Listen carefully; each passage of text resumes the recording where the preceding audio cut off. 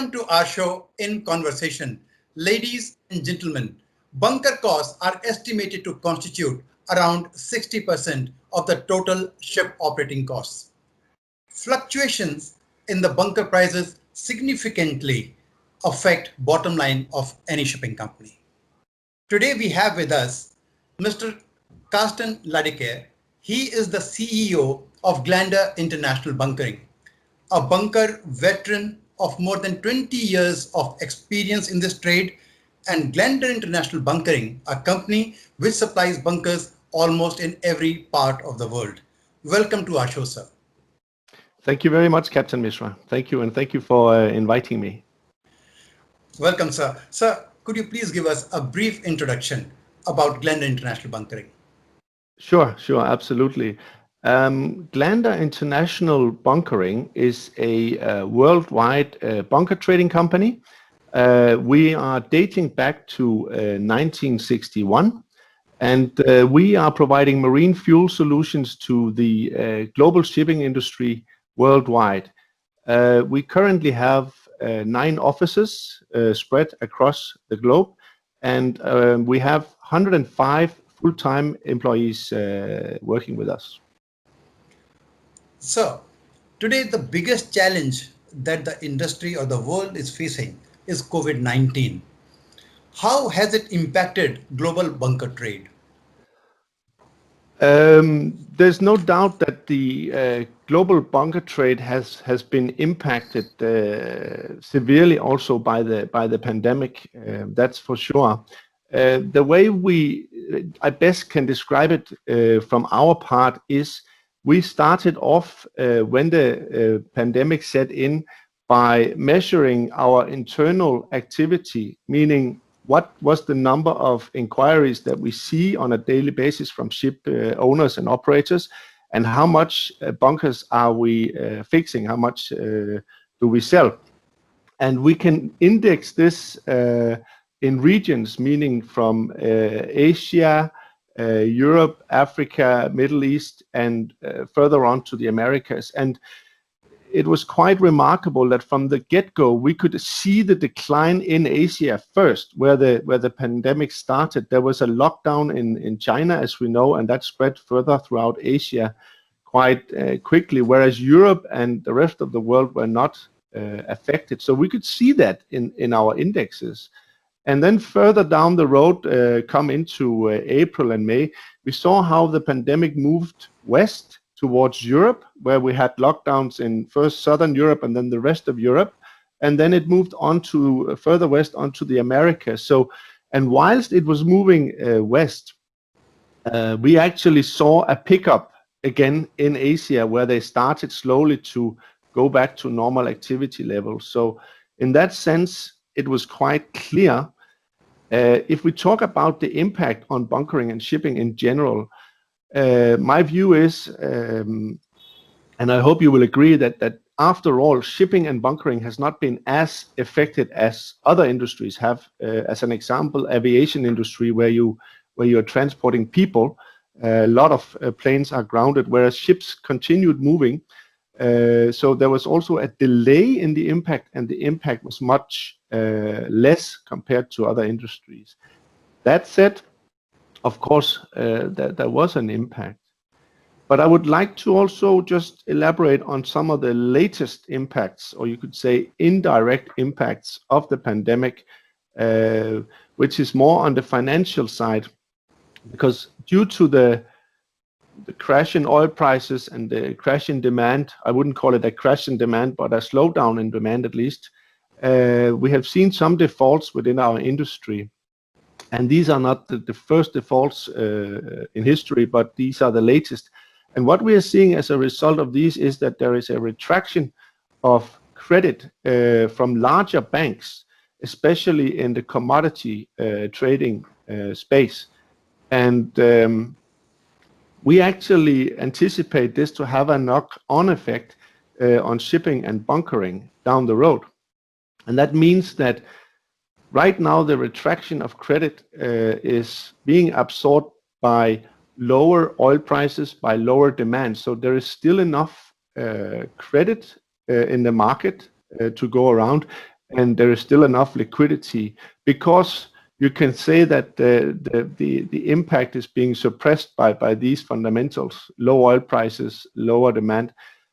But imagine a scenario where the pandemic comes under control through treatments or vaccines, and imagine that demand picks up to previous levels. And if the world economy is picking up, you could expect oil prices to come back to previous levels, perhaps around $60. And if that happens quickly, there is a chance that the combination of the retraction of credit and this quick recovery could lead to a credit and liquidity squeeze in the market. So what we are, this is sort of a trend that we are seeing now, and it's something we are paying close attention to. As I said, it's not something that is happening in terms of recovery, but that could happen. So we recommend that people who are depending on credit, remind you that 90% of all global trade is waterborne by shipping at some point in time. And for that machinery to continue running, you need marine fuels, and most of the marine fuels supplied today and consumed is sold on credit terms. So it's a massive amount of liquidity and credit that needs to be in the market for this. So if you need to make sure that you have that going forward, you need to have a strategic approach as to how do I safeguard my access to credit going forward, and whom do I need to partner up with to have secured future credit and sourcing of my bunkers. So Glander International Bunkering can provide these services so we can resolve that problem, but I think it's important that we have that debate. I agree with you, sir, about the impact which has been on the airline industry or some other industry. Shipping is still better. So one more thing, the recent IMO regulations regarding low sulfur fuel, it caused a lot of uncertainty in the sea transport business. What has been its impact on the bunker sales? Because till a few months back, we were only in dark. What will be the impact? But now we see the reality. So what is the impact? Yeah, that's a good question, of course, and I would say that this was a highly expected event in our industry. Some call it the event of the century in the bunker industry. This IMO 2020 MARPOL introduction of 0.5 sulfur. So we knew well in advance that it was coming. The industry had some time to prepare. In our organization, we spent about 1 year to prepare for this. That's how massive we thought this would be. And you could say that in the transition period, which started around October 2019 and on to, let's say, end of February 2020, things were quite hectic, as expected. Everybody was rushing to get product, and some even had to debunker in the last minute because they were running on high sulfur as long as possible in order to save money. We had good sales over the transition because there was a surge in demand overnight, because everybody had to switch to, not everybody, but everybody without a scrubber had to switch to, compliant products.